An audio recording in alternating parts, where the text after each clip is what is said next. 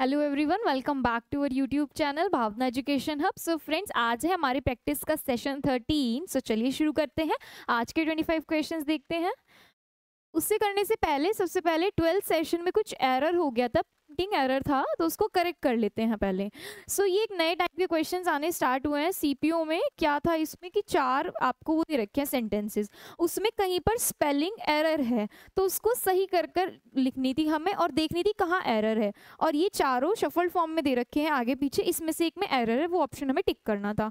So error किस part में लगाया था? एरर किस पार्ट में है? हमारे यहाँ पर है, ये है एरर। तो वहां पर हमने एलाइटेड लिख दिया था, लेकिन इसमें जी क्या था? मिसिंग था, और वहां पर जी हमने लगा रखा था। तो इसकी सही स्पेलिंग होती है ALIGHTED। ठीक है, तो ये एरर था जिसको प्रिंटिंग एरर हो गया था जो हमारा, तो जी लगा रखा था। तो ये है हमारा ऑप्शन सही, यानी कि ऑन हॉट आफ्टरनून। तो बी ऑप्शन सही लग जाएगा, यानी इसमें एरर है, ये पार्ट हमारा आंसर हो जाएगा। नेक्स्ट चलते हैं। एक और एरर था, तो इसमें क्या था? एक तो होता है एरोप्लेन, एक होता है एयरप्लेन।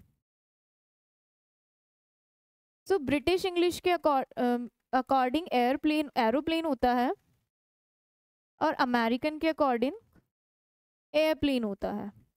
सो हमने किसको फॉलो कर लिया? गलती से ब्रिटिश इंग्लिश को फॉलो कर दिया, जबकि हम अमेरिकन को फॉलो करते हैं, तो एयरप्लेन देख लिया। सो एयरप्लेन सही था, वहाँ पे हम इसको फॉलो करते हैं, हमने एरोप्लेन समझ लिया और बाकी के बिना देखे इस पे टिक कर दिया, यानी कि इसको एरर बता दिया। लेकिन यहाँ पर ये सही है। एरर किस पार्ट में है? हेलीकॉप्टर की भी स्पेलिंग सही है, ग्लाइडर में है एरर। ये है हमारा सही ऑप्शन। ग्लाइडर की स्पेलिंग होती है GLIDER। एयरक्राफ्ट होता है ये बिना इंजन का। सो ये है हमारा करेक्ट ऑप्शन। और लास्ट क्या था हमारा? Lady bug. Lady bug insect होता है, तो इसका भी सही है।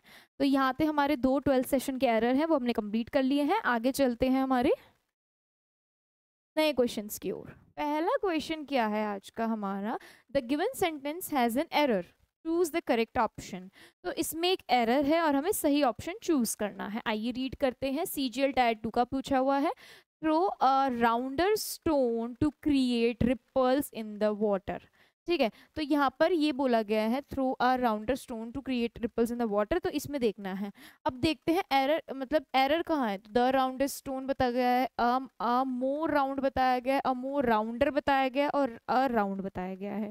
तो ये जो राउंड है ये एक एडजेक्टिव है, और हमारे कुछ एडजेक्टिव ऐसे होते हैं जो कंपैरेटिव डिग्री या फिर सुपरलेटिव डिग्री में चेंज नहीं होते, यानी जैसे हैं वैसे ही रहते हैं। तो उनमें से ही राउंड एक है। जैसे राउंड हो गया, यूनिक हो गया, यानी इनका क्या होगा? राउंडर राउंडेस्ट, यूनिक और यूनिकेस्ट, या फिर मोर राउंड मोस्ट राउंड, या फिर मोर यूनिक मोस्ट यूनिक, ऐसे नहीं होगा चेंज। तो यहाँ पे क्या रहने वाला है? राउंडर गलत हो गया, यहाँ पर सिर्फ राउंड रहने वाला है। राउंड क्या है? एक एडजेक्टिव है, तो वो चेंज नहीं होगा। तो राउंडेस्ट भी गलत, राउंड मोर राउंड भी गलत, मोर राउंडर भी गलत। राउंड इज द सही option. Round is the correct option. Throw a round stone to create ripples in the water. Next चलते हैं सेकंड की ओर। Spot the error. The dancers swayed dainty on the stage last night. तो dancers की बात चल रही है। डांसर के बाद हमारा जो ये है, ये वर्ब है। क्या है? ये वर्ब है। और वर्ब के बाद क्या आता है? हमारा एडवर्ब आता है, जो उसको क्वालिफाई करता है। वर्ब के बाद क्या आता है? हमारा एडवर्ब, जो उसको क्वालिफाई करता है। तो ये जो डेंटी है, डेंटी जो है ये एडजेक्टिव है। क्या है? एडजेक्टिव है। तो यहाँ पर क्या आएगा वर्ब के बाद? वर्ब क्या हो गई हमारी? स्वेड हो गई। और एडजेक्टिव क्या आएगा? डेंटिली। डेंटिली। तो डेंटिली क्या बन जाएगा? एडजेक्टिव बन जाएगा, ly ऐड होकर। तो किस पार्ट में हमारा एरर है? Swayed dainty. ये क्या होना चाहिए था? स्वेड डेंटिली। नेक्स्ट चलते हैं थर्ड। सेंटेंस इंप्रूवमेंट है, आइए देखते हैं। She trusted her husband but he stabbed her in the neck when he usurped her inheritance. यानी कि वो तो अपने पति पे पूरा भरोसा करती है, बट वो क्या है? ही स्टैब्ड हर इन द नेक, मतलब उसने उसके साथ कुछ किया। उसका मीनिंग अभी देखेंगे। When he usurped her inheritance. यूसर्व मतलब किसी की जायदाद गलत तरीके से हड़प लेना, प्रॉपर्टी वगैरह हड़प लेना। उसकी जायदाद इनहेरिटेंस जो उसको मिला हुआ है उसको हड़प लिया। तो क्या किया उसको? क्या किया, उसको धोखा दिया उसके हस्बैंड ने, तो स्टैब्ड हर इन द नेक। इसका सेंटेंस इंप्रूवमेंट देखना है। स्नैप्ड को कोई मतलब नहीं है, snapped her in the back, तो बैक में, यानी कि ये होता है डिसलॉयल या अनफेथफुल। ये एक फ्रेज है जिसका मतलब होता है डिसलॉयल या अनफेथफुल, यानी जो जिसको धोखा देता है वो है। तो stabbed her in the back is the correct option. Neck नहीं आएगा, बैक, यानी पीठ पे, ऐसे बोलते हैं ना, पीठ में छुरा घोंप दिया, धोखा दे दिया, तो वही है stabbed her in the back. Next, I like to read books but my brother prefers to watching movies. Sentence improvement है, आइए देखते हैं। सो यहाँ पर किस पार्ट में गलती होगी, नो सब्सटीट्यूशन तो है ही, to watch, in watching, on watch. तो प्रेफर जो होता है ना, प्रेफर हो गया, या कुछ वर्ड्स होते हैं ऐसे, जूनियर हो गया, सीनियर हो गया, इन्फीरियर हो गया, सुपीरियर हो गया, ये सारे जो वर्ड्स है ना, और भी हैं, इन ये अपने साथ टू लेता है। और जब ये अपने साथ टू लेता है तो, और टू के बाद क्या आता है, हमारी V1 आती है। टू के साथ हमेशा V1 लगती है, ING फॉर्म नहीं लगती है। तो आई थिंक क्लियर हो चुका होगा, प्रेफर के बाद टू आएगा ही आएगा, और टू एक ही ऑप्शन में है, और टू के साथ वर्ब की फर्स्ट फॉर्म, यानी ये बी ऑप्शन सही हो जाएगा हमारा। नेक्स्ट चलते हैं फिफ्थ की ओर। नरेशन आ गया हमारा, I said to him please stay here tonight. तो प्लीज कर दिया, यानी कि रिक्वेस्ट कर दी, तो रिक्वेस्टेड देखते हैं कहाँ लिखा है, तो दो ऑप्शन तो गलत हो जाएंगे, आस्क्ड आस्क्ड वाले। रिक्वेस्टेड हिम टू प्लीज, अब जब हमने यहाँ पे रिक्वेस्ट लगा दिया है तो प्लीज दोबारा थोड़ी आएगा कि I requested him to please, request बोल दिया है आपने, तो अब क्या आएगा, I requested him to stay there, here का देयर हो जाएगा, टू नाइट का दैट नाइट हो जाएगा, तो सी ऑप्शन हमारा सही हो जाएगा। ऐसे करके आपको एलिमिनेट करना है। Next sixth, late the fire be kept burning at night. तो इसको चेंज करना है एक्टिव पैसिव में, एक्टिव पैसिव है ये, CPO टायर 2 का पूछा हुआ है, तो बी केप्ट लगा हुआ है, यानी कि क्या है हमारा, वर्ब की थर्ड फॉर्म है, बी प्लस वर्ब की थर्ड फॉर्म। तो देखो मस्ट का कोई मतलब नहीं है, शुड का कोई मतलब नहीं है, लेट द फायर नहीं आएगा, लेट ऑलरेडी है, तो तीनों तो गलत हो गए। लास्ट देखिए, आप रीड करिए, keep the fire burning at night, यानी कि फायर बर्न रहनी चाहिए पूरी रात, keep the fire burning at night. इसका हम बदल के क्या कर रहे हैं, let the fire be burning at night, तो ये हो जाएगा चेंज, डी ऑप्शन। नेक्स्ट चलते हैं सेवेंथ की ओर। ये क्या है, हमारा पैराजम्बल है, आइए इसको रीड करते हैं। स्टार्टिंग का से ADCC, तो सी देखते हैं, फॉर अ वेल एजुकेटेड, नहीं स्टार्टिंग नहीं होगी, ए से, और a brave man, no. T से देखिए starting, it is physically impossible, C आएगा, for a well educated intellectual और brave man to make money the chief object of his thoughts. यानी कि ये फिजिकली इम्पॉसिबल है कि एक वेल एजुकेटेड बंदा, एक इंटेलेक्चुअल और ब्रेव मैन मनी को ही अपना चीफ ऑब्जेक्ट समझे। तो DCAB सही हो जाएगा, बी ऑप्शन सही हो जाएगा। नेक्स्ट एट्थ, एक और पैराजम्बल है, दो आते ही हैं, आइए इसको भी देखते हैं। तो स्टार्ट करते हैं, देखिए BBDC, तो बी से लेते हैं, the new policy aimed to reduce carbon emissions and promote renewable energy sources. The new policy aim to reduce carbon emission, promote renewable energy sources, यानी इसको प्रमोट करता है कार्बन एमिशन को रिड्यूस करके। इसके बाद क्या आएगा, बी के बाद ए जा रहा है, सी जा रहा है, ए देखते हैं। इट इंक्लूडेड, उसके अंदर क्या इंक्लूड करता है, carbon tax on fossil fuels and incentives for the business and individual to adopt green practices. तो बी के बाद ए सही जा रहा है, पूरा पढ़ लेते हैं इसको। डी, द पॉलिसी, जो पॉलिसी हमने स्टार्ट की थी, तो पॉलिसी से पहले द लग रहा है, यानी कि एक स्पेसिफिक पॉलिसी है जो कि न्यू पॉलिसी थी। Faced opposition from some industries, इसने अपोजिशन सहा बहुत इंडस्ट्रीज से एंड पॉलिटिकल ग्रुप से, who argue that it would hurt the economy, और कि ये जो है, ये जो नई पॉलिसी है, ये हर्ट कर देगी इकोनॉमी को, तो सही जा रहा है। उसके बाद however supporters of the policy, फिर उसके बाद क्या हुआ, जिन्होंने आर्ग्यू किया, उसके बाद से जो सपोर्टर्स थे उन्होंने क्या कहा, supporters of the policy argue that it was necessary, कि ये जरूरी है, सपोर्टर्स कहते हैं ये जरूरी है, to address the urgent threat of climate, यानी कि हमें क्लाइमेट को भी देखना है, उसका ध्यान भी रखना है, क्लाइमेट चेंज बहुत हो रहा है, and create a sustainable future for the planet, और प्लैनेट के लिए एक सस्टेनेबल फ्यूचर तय करना है कि जो आने वाली पीढ़ी है उसके लिए भी कुछ बचना चाहिए। तो BADC बिल्कुल सही जा रहा है। नेक्स्ट, ये आ गया हमारा fill in the blank. They knew that the stock of the food was getting reduced and the fund dash for that was not enough for the next week. तो देखिए इसमें क्या बोल रहा है कि उनको पता है कि जो स्टॉक है फूड का वो कम होता जा रहा है, रिड्यूस हो रहा है, जो फंड दिया गया था वो इनफ नहीं है नेक्स्ट वीक के लिए, यानी अगले हफ्ते के लिए वो जो फंड दिया गया था वो पूरा नहीं है। जो दिया गया फंड था उसको क्या बोलेंगे, the fund dash abundant, abundant मतलब होता है त्याग करना, छोड़ देना। अलर्ट तो अलर्ट है ही, अलॉटेड आ जाएगा इसका सही आंसर कि अलॉट किया गया था, जो फंड दिया गया था। अलॉट मतलब कुछ पार्ट किसी चीज का किसी को दिया गया हो, the allot is the correct option. Next 10th, being courteous, being courteous dash costs you nothing, fill up करना है। No article required, the an. तो ये एक नॉर्मल से बोली गई बात भी है कि अगर आप ज़्यादा काइंड होते हो, जेंटल होते हो, पोलाइट होते हो किसी के साथ, तो वो आपको कुछ भी कीमत नहीं देता। तो ये वही है, being courteous costs you nothing. तो ये एक लाइन है कही गई और यहाँ पे फिलअप नहीं आएगा, ये नो आर्टिकल रिक्वायर्ड है, यहाँ पे कोई आर्टिकल नहीं लगेगा। नेक्स्ट चलते हैं। नेक्स्ट है हमारा 11th, ये है हमारा OWS, बहुत इंपॉर्टेंट है। Study of science of insect. तो ये क्या होगा, इंसेक्ट्स के स्टडी को क्या कहते हैं। पहला है हमारा माइक्रोबायोलॉजी, तो लॉजी क्या होती है, स्टडी होती है, तो ये है माइक्रोबायोलॉजी, हमारा स्टडी ऑफ माइक्रो ऑर्गेनिज्म, छोटे ऑर्गेनिजम्स की स्टडी। नेक्स्ट है मेरा एंथ्रोपोलॉजी, एंथ्रोपोलॉजी भी क्या है, किसी की स्टडी है, और ये क्या है, स्टडी ह्यूमन बिहेवियर की या ह्यूमन की, उनकी सोसाइटी की और उनके कल्चर की स्टडी।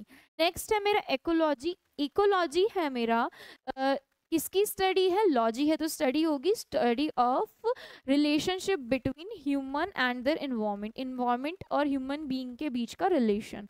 और एंटोमोलॉजी क्या होता है, मेरा एंटोमोलॉजी होता है study of science of insects, तो ये लग जाएगा correct option. Next, Pyle's father was seen desperately searching for the medicine that can counteract the effect of a venomous होता है जहरीला, venomous स्नेक बाइट इन पारुल्स लेफ्ट हैंड, यानी कि पारुल के लेफ्ट हैंड में स्नेक ने बाइट कर दिया था, वेनमस स्नेक बाइट यानी जहरीले स्नेक ने बाइट कर दिया था। तो वो बोल रहे हैं, और वो किसके लिए सर्च कर रहे हैं, वो ऐसी मेडिसिन को सर्च कर रहे हैं जिससे कि उसका काउंटर एक्ट हो जाए, यानी कि उसका इफेक्ट कम हो जाए जहर का। तो उस चीज को क्या बोलते हैं, OWS। पहला रेमेडी, रेमेडी होता है किसी भी चीज का उपचार, किसी भी चीज को सही करने का तरीका। बी क्या है, एंटीसेप्टिक, ये होता है जर्म फ्री, कोई भी चीज जिससे हम ले ले तो वो जर्म फ्री हो जाए। तीसरा है मेरा एंटीडोट, एंटीडोट ही वो मेडिसिन होती है जो किसी चीज का जहर का इफेक्ट कम करती है। मान लो कोई किसी चीज का मतलब जहर का एंटीडोट ले लिया तो वो जहर का इफेक्ट कम कर देगा, तो सी ऑप्शन करेक्ट लग जाएगा। लास्ट क्या है मेरा, एंटी सीरम, ये एक सीरम होता है जो किसी डिजीज को या वो होने से मतलब डिजीज या इल होने से पहले रोक देता है, तो इसका सही ऑप्शन क्या है मेरा, एंटीडोट। नेक्स्ट 13th, ये क्या आ गया मेरा, इडियम्स आ गए। So left out in the cold, तो left out in the cold idiom है, इसका मीनिंग बताना है। तो left out in the cold का मतलब होता है टू बी इग्नोर्ड, यानी कि जो एक तरीका होता है मतलब किसी को अकेले छोड़ देना, इग्नोर करना किसी को, या इग्नोर हो रहा हो कोई, left out in the cold, इसको याद रखिएगा। जैसे कोई नया बच्चा है, नया नया बच्चा आता है तो वो क्या होता है, अकेला बैठ जाता है टिफिन में, मतलब जब वो टिफिन कर रहा होता है इंटरवल में, रिसेस में, तो अकेला बैठ जाता है। The new student was left out in the cold, तो यानी कि वो लेफ्ट आउट फील करता है। लेफ्ट आउट का मतलब ही होता है अकेला, इग्नोर फील करना, तो ऐसे आप याद रख सकते हैं, D option. 14th, select the most appropriate idiom to fill in the blank. I think we should dash before buying this car. तो ये है हमारा इडियम, इसमें इडियम लगाना है, उसमें इडियम दे रखा था, मीनिंग बताना था। अब देखिए, I think we should dash before buying this car, यानी हम कोई कार ले रहे हैं, उसको लेने से पहले सोचना तो पड़ेगा भाई, हम ऐसी थोड़ी चम्मच कटोरी थोड़ी ले रहे हैं, कार ले रहे हैं, कार, तो कार ले रहे हैं उससे पहले 36 बार सोचना पड़ेगा कम से कम। तो क्या है इसमें कौन सा फिट बैठेगा, eat like a horse, no, get off our high horse, no, hold your horses, यानी कि वेट करना पड़ेगा, होल्ड और हॉर्सेस सही है। होल्ड अवर हॉर्सेस का मतलब होता है वेट फॉर अ मोमेंट, यानी थोड़े टाइम के लिए वेट करना, क्या पता कुछ अच्छा और मिल जाए, कोई और आइडिया आ जाए, कोई अच्छा ऑफर मिल जाए, तो hold your horses the correct option. Next, अब सिनोनिम है हमारे, सीपीओ में पूछा गया है। आई a gust of wind came abruptly and our sand castle toppled, तो यानी हवा का झोंका आया और हमारा सैंड कासल क्या होएगा, गिर जाएगा। तो टॉपल का मतलब भी क्या होता है मेरा, फॉल डाउन, यानी कि हिल डुल कर लुढ़क कर गिर जाना, किसी चीज का गिर जाना, फॉल डाउन हो जाना। ऑप्शंस देखते हैं। अब इसकी जगह इसका सिनोनिम बताना है कि इसका सिनोनिम क्या हो सकता है। ब्ल्यू आउट, ब्ल्यू आउट का मतलब होता है किसी चीज को बुझाना, जैसे मोमबत्ती जल रही है और मैं फूक मार कर बुझा दूं।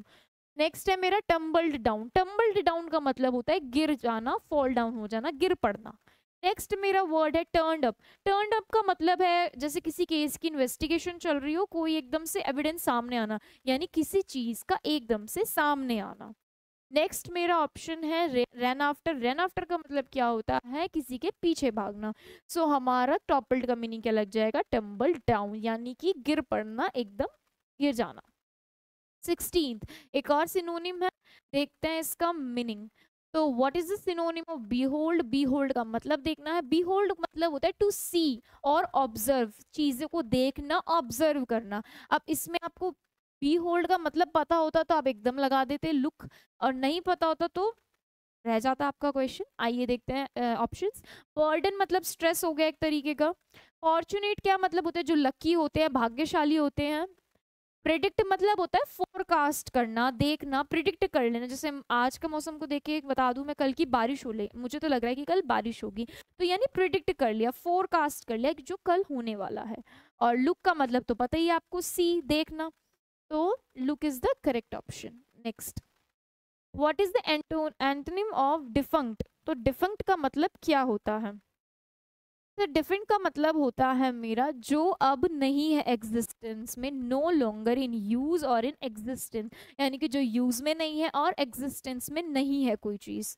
ऑप्शंस देखते हैं। कॉन्वोल्यूटेड, कॉन्वोल्यूटेड का मतलब होता है कॉम्प्लिकेटेड या फिर कॉम्प्लेक्स, कोई भी चीज जिसको हम फॉलो नहीं करना चाह रहे हो, कोई भी चीज हो गई।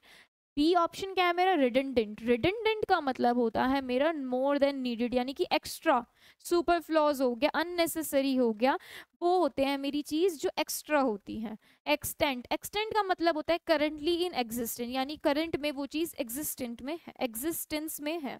स्टोइसिज्म, तो स्टोइक एक वर्ड पढ़ा आपने, आपने पढ़ा होगा, स्टोइक ये एक एडजेक्टिव है। स्टोइक का मतलब मेरा होता है जिस बंदे को प्लेजर और पेन का फील नहीं होता, जैसे वैरागी टाइप नहीं होते, जो लोग अलग रहते हैं, जिसको प्लेजर और पेन से कोई मतलब नहीं होता, जो सन्यासी टाइप होते हैं लोग। और स्टोइसिज्म क्या, एक नाउन है, यानी कि वही इस चीज की प्रैक्टिस करना कि हाँ हम वैरागी, वैराग्य बोलते हैं इसको हिंदी में, वैराग्य, यानी कि प्लेजर और पेन, प्लेजर और पेन फील ना होना। तो डेफंक का मतलब तो था हमारा कि नो लॉन्गर इन यूज, यानी कि अब यूज में नहीं है, कोई चीज एग्जिस्ट नहीं कर रही है। बताना क्या, एंटोनिम यानी अपोजिट मीनिंग। एक्सटेंट क्या है हमारा इसका, अपोजिट मीनिंग, यानी कि इसमें एग्जिस्टिंग है, करेंटली एग्जिस्टिंग है। 18th, what is the antonym of brave, तो ब्रेव तो इजी है, ब्रेव तो बता सकते हो आप। तो ब्रेव का मतलब है मेरा, यानी कि जो डरता नहीं है, कोवर्ड नहीं है, करेज है जिसके अंदर, साहस है, बोल्ड है। तो ये हो गए मेरे ब्रेव के मतलब। ऑप्शंस देखते हैं। कोवर्डली हो गया lack of courage, lack of bravery, यानी कि जिसके अंदर साहस नहीं है, डरपोक हो गया।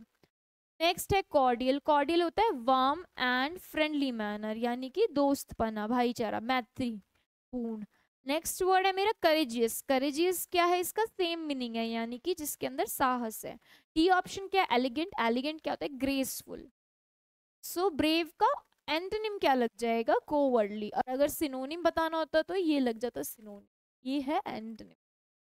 नेक्स्ट, अब क्या आ गया, हमारी स्पेलिंग चेक आ गई, आइए देखते हैं। 4 पे हाईलाइट हो रखी है, उसमें देखते हैं स्पेलिंग किसकी गलत है। तो लिसन की क्या होती है, LISTEN, ING लग गया।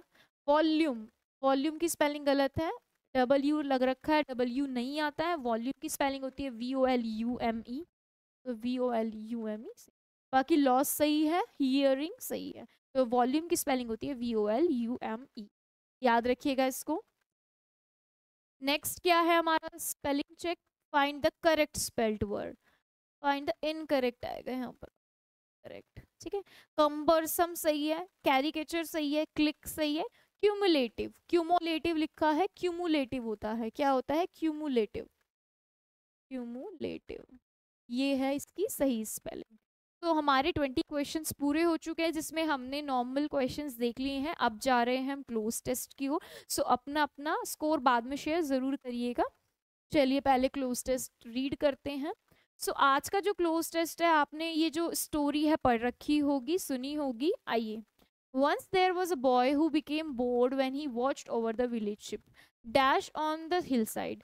To entertain himself, he sang out, "Wolf, wolf, the wolf is chasing the sheep." When the villagers heard the cry, they came and dashed the hill to drive the wolf away.